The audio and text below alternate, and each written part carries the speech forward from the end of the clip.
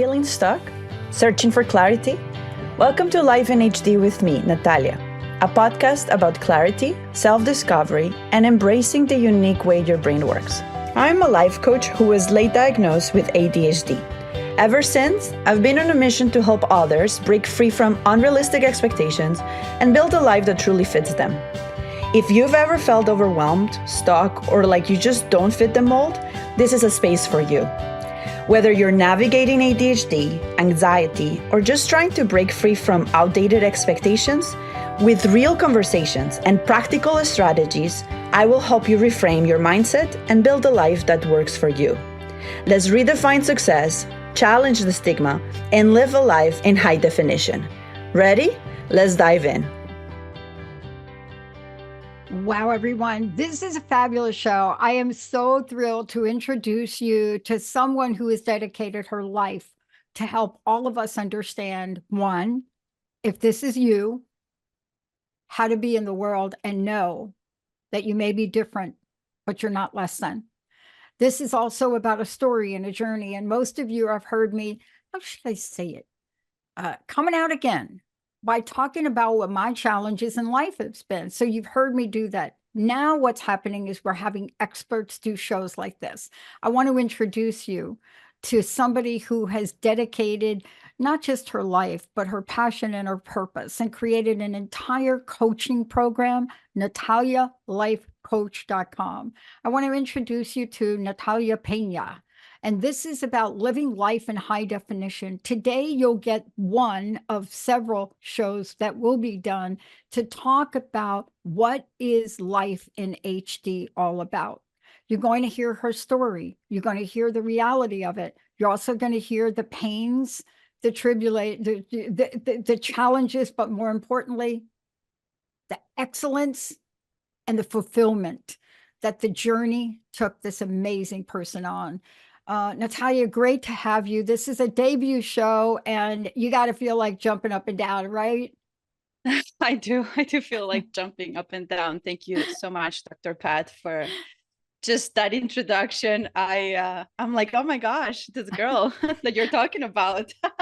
She sounds amazing.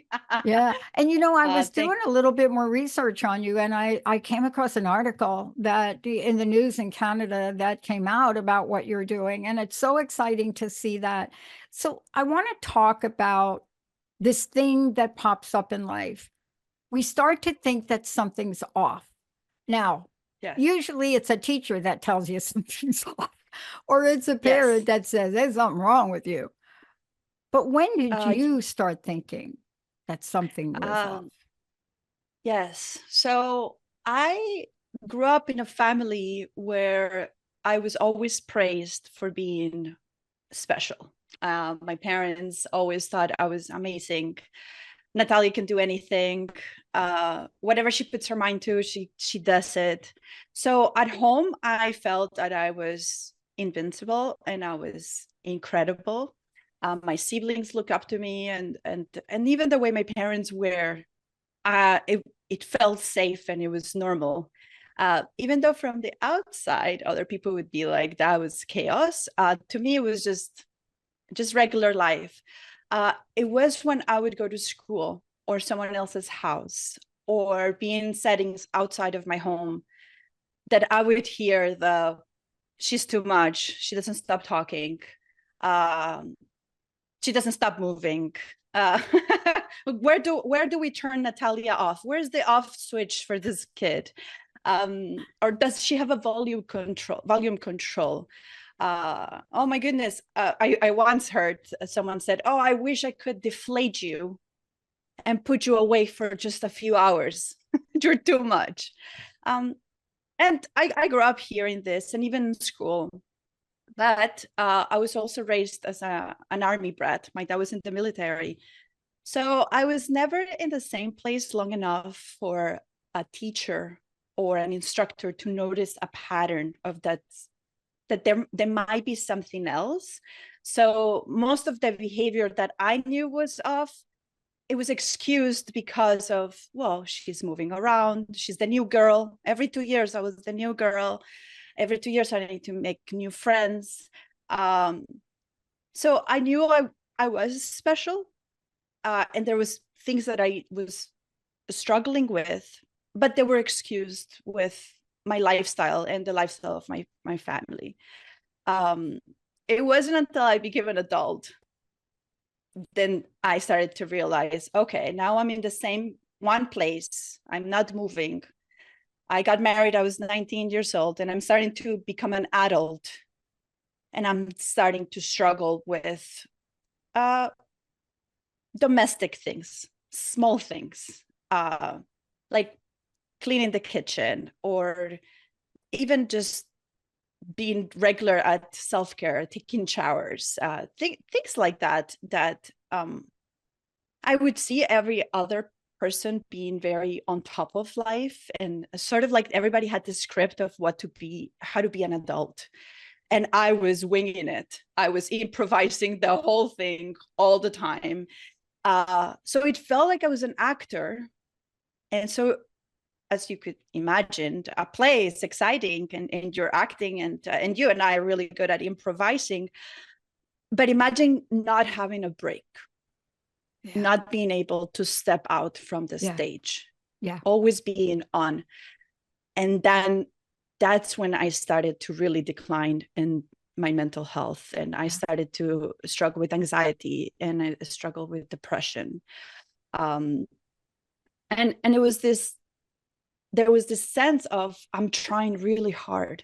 I was trying the hardest to be on time with my appointments, to take care of my house, to do well in school. And I was trying and trying and failing and failing. And from the outside, it looked as if I was lazy, or I was just not trying hard enough. And people will tell me, maybe if you had a schedule, maybe if you had a routine, have you tried writing it down? Have you tried keeping a journal? Have you ever been told any of these things? I'm telling you that this is the thing right here. This is the thing that I want to just hold on to for a minute, because with this level of confusion, not by you, but people trying to provide a solution, right, to the wrong situation. And, you know, it's so interesting. It's like my mom taught me a long time ago. She said, I don't know who in the world said when you get a burn, you put butter on it. No, you get a burn, you put ice on it, because you put butter on it, that's just going to make that thing crazy. But, you know, it's the same idea when people think they can help you. It's not because they don't mean well, they don't get it. Yes. And, you know, most of us have, they don't get it syndrome. Exactly. That's actually, I would like to bring up an illustration. Sure. When you go to the eye doctor, and they put you this huge E, and they tell you, can you see the letter? And then they start putting that cool machine with all the lenses, and they tell you, okay, is it blurry? Is it clear? And then it's 1 or 2 better. And you know, that whole process of figuring out the right lens until you get to a place where, like, oh my goodness, I can see the smallest line, and it's clear and it's perfect. I feel that many of us have lived a life with short-sightedness or blurry vision, and we've assumed that that's how everybody sees the world.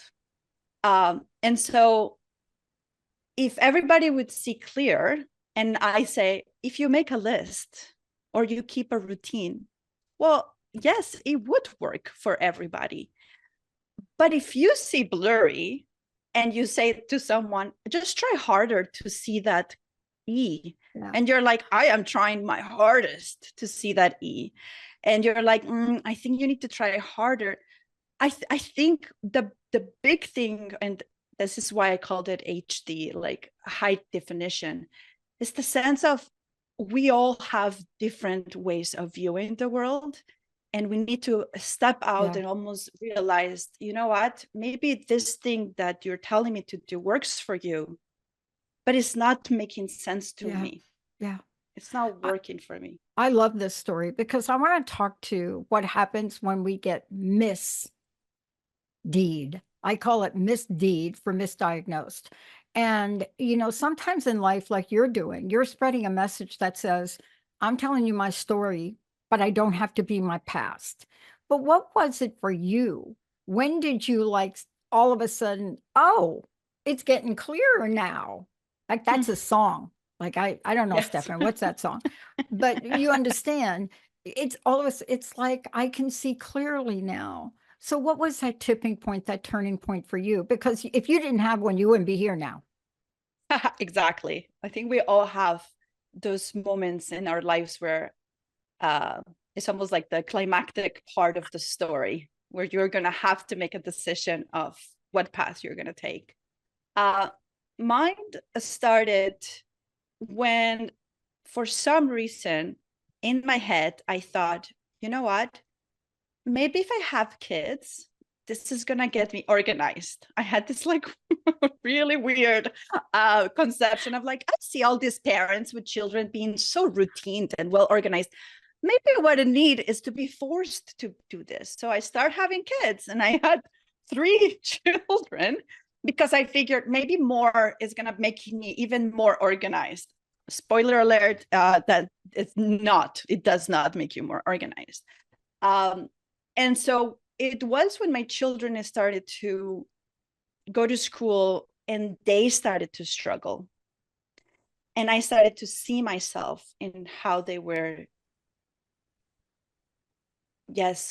how they were starting to feel that they were less than or deficient in certain things, or that like they started to have anxiety and they were little.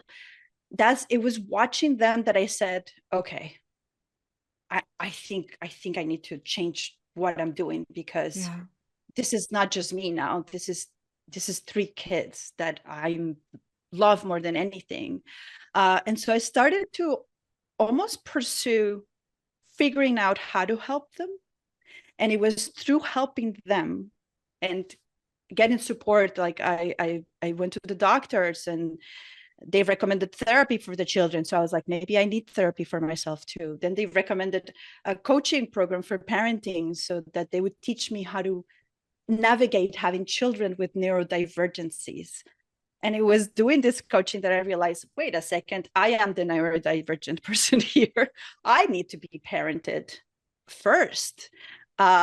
And so when I started to implement all of these changes that they were telling me to help my children with, but in my own life, that's when I realized, okay, there is something about the way I'm wired, the way my brain is going. Yeah. And I had been diagnosed with depression, chronic depression, which when you have the chronic is like, there's nothing you can do. This is it. And generalized anxiety. And I'm a 30-year-old, and this is your life. You're a chronic depressed person. I felt like, oh my goodness, okay, this is just the way my life is. This is my blurry version of view. Yeah. It's always going to be like this. There's nothing I can do about it. And then I asked my therapist, could it be that I have ADHD? And I had been seeing this therapist for a while now. And she always would tell me, you're the most amazing person. And I'll be like, not yet. Like, I'm not trusting you. I'm not paying you to say that to me. But it was her that said, you know what, the only way is to get a formal diagnosis. And I did the whole test. And when the results came back, and I was diagnosed with mild ADHD. And the reason why they put that mild there was because he said, the psychiatrist that did the test, he said, you have over the years developed so many coping mechanisms that has allowed you to almost manage the ADHD that you have. Yeah. But the parts that are causing you to struggle, he's like, I think with proper coaching and medication, you could probably just, like get over it. And that was like, oh my goodness, I'm not making it up. I know. It was not, But you see, this is what happens sometimes to us. And then we discover our own things. I discovered my situation by reflecting upon the teachers that got me and, helped me understand what I could be. I got it from my bosses. I would get these phenomenal performance reviews, but yet they'd write a comment where they say, we think she's from another planet. Okay. So let's talk about what social media did and how you really decided to really come out, bring this out, learn more through what most people think is, really, did you learn it from TikTok? Yeah, right? Yes. Like many adults during the pandemic, I became addicted to TikTok. And I mean, TikTok is practically designed for the ADHD brain. Is that fast? This is the sounds, is the funny, is the music, is just 15-second clip of a song. It's not the whole song. It's just your attention is practically fed. It's like it's like you got hooked. And I find it interesting that it's called TikTok because I literally lose time when I'm on it. It's like the time doesn't exist. And then it's 3 hours later, I'm like, oh my goodness, I haven't even changed position. And the way the algorithm works is the more you watch something, the more it'll feed it to you. And it got to a place during the pandemic where all my TikToks were autism and ADHD and neurodivergency. And so I was like, oh my goodness, I started to see myself in all of these people. People doing very funny videos of situations that they encountered as ADHD, an ADHD trait. And I was like, oh, that's me. Oh, that's me. Oh my gosh, that's me. And for years, I thought some selfishly also that I'm very unique. This is like my struggle is just for myself. And the more I watched TikTok, I was like, I don't think I've ever had one single experience that is unique to myself. Exactly. There is always someone that has lived through what I'm living through. So I found a lot of people that had the same lens that I had, and they were seeing life the same way. And then I also found community in Twitter. And there's this beautiful hashtag that you could go to. It's called Ask ADHD. And I opened an account in March 2022. And I put Ask ADHD, like the hashtag, and I said, I need help figuring out what kind of medication I need. And within 3 months, I had 1,500 followers. Yeah. And I had built a community of people that we were talking to each other on WhatsApp. We were calling each other. We were actually seeing each other, people from England, people from the United States. I am in Canada. So I found a support group of people that had already gone through it. Some of them had been diagnosed as children. Most of us had been late diagnosed. And so some would be, listen, I tried this medication, it didn't work for me. Yeah. But I've heard that if you do this, and I found any question I had, there is always an ADHD person that is willing to give you all of their support and help. Yeah, because isn't that because for so much and for so long, you wanted to stay invisible because the only other option was that there's something wrong with you.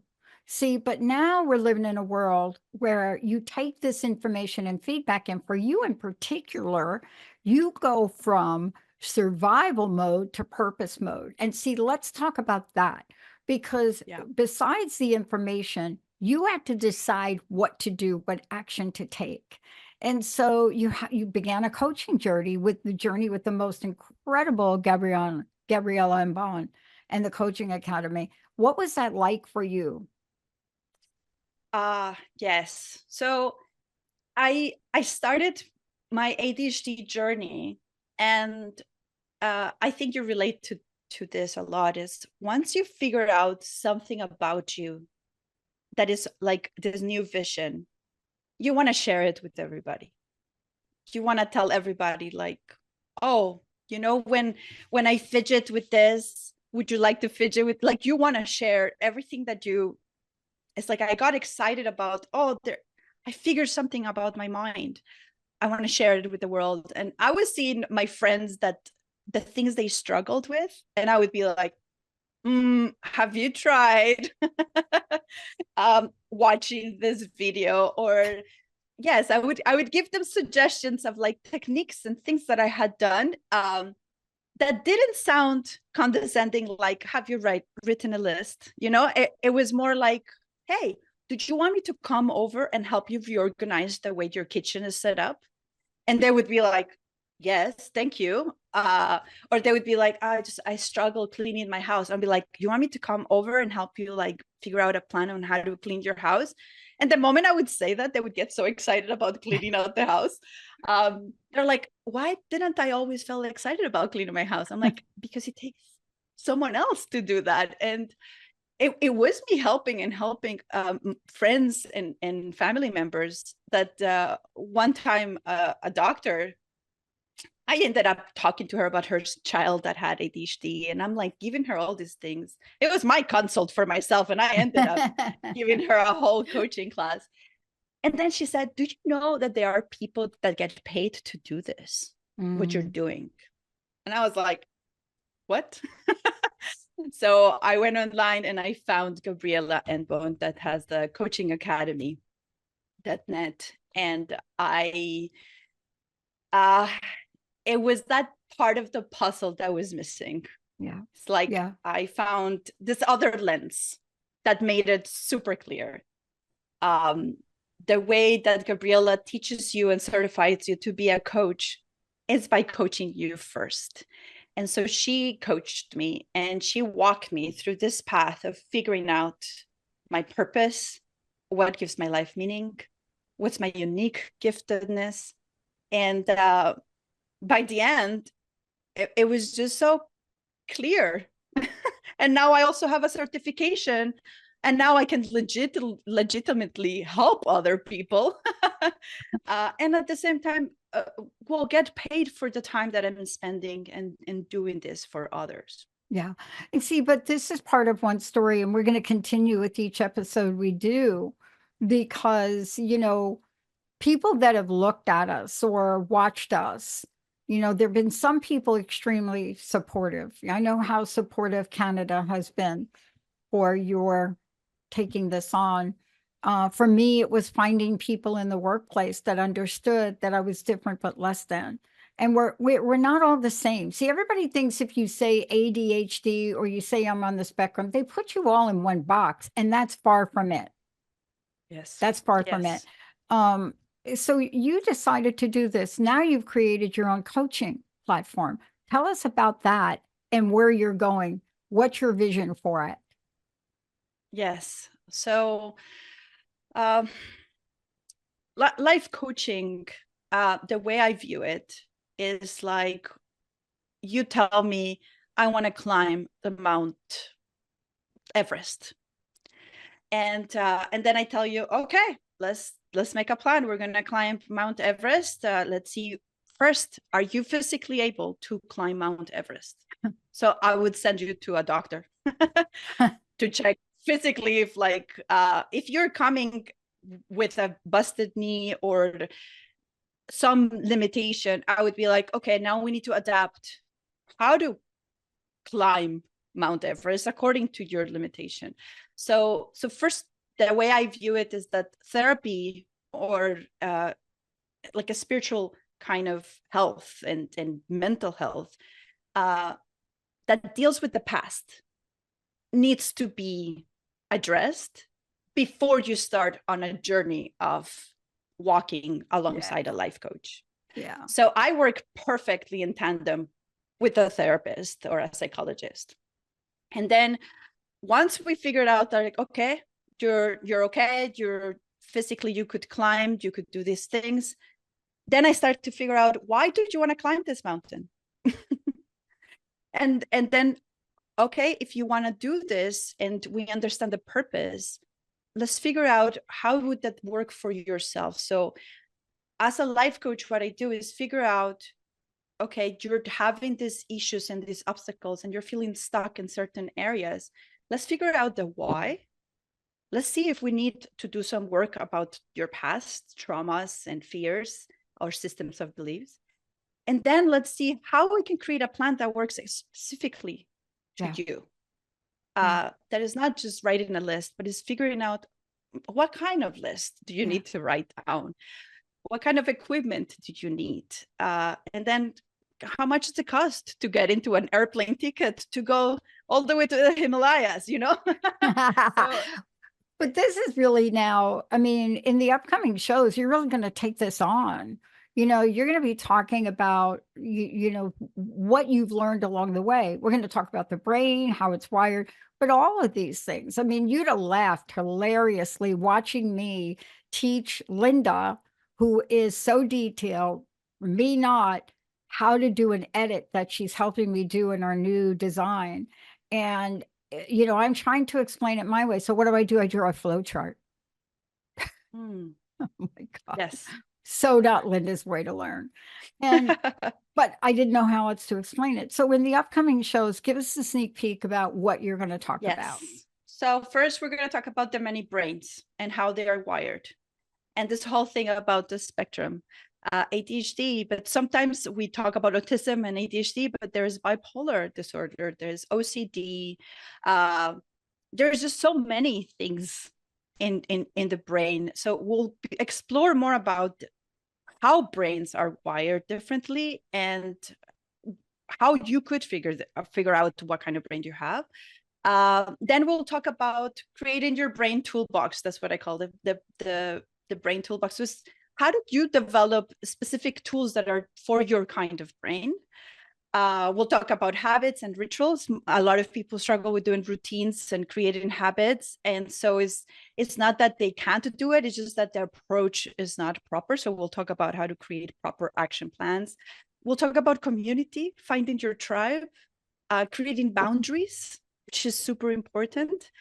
And then we'll talk about the positive side of having what they consider a disorder, but how can you embrace your uniqueness and your brain and start to see your life as not failures, but learning moments? Everything that you've gone through is a learning moment that will take you further down the path if you start looking at it as a good thing, you know?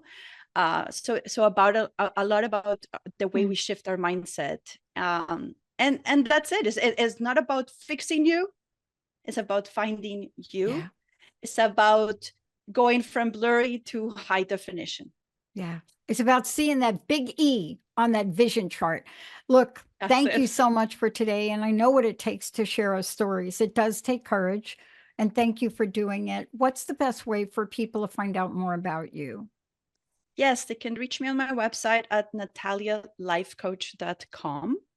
Or they can find me on social media. I'm usually at Natalia ADHD on Twitter, Blue Sky, Twitter, Instagram, TikTok. Yeah, but you know, thanks to those communities, there are some of us that really sought out help. And what we found is we're not alone. And for so much of our lives, we think we are. Natalia, thank you so much for today.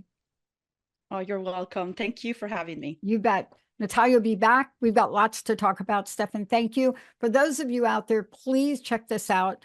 Whether it addresses what you need or not, pass it on, because no longer are we willing to stand in the shadows, to hide in the closets. This is really a time for us to support each other on that journey to come out and realize how absolutely amazing we are. We'll see you next time. Thanks for spending time with me on Life in HD. I'm Natalia. Tune in every third Monday at 11:30 a.m. Pacific, 2:30 p.m. Eastern on Transformation Talk Radio. If today's episode resonated with you, I would love for you to subscribe, leave a review, or share it with someone who needs to hear this at natalialifecoach.com. Remember, clarity, growth, and success look different for everyone. Keep embracing who you are, and I'll see you next time.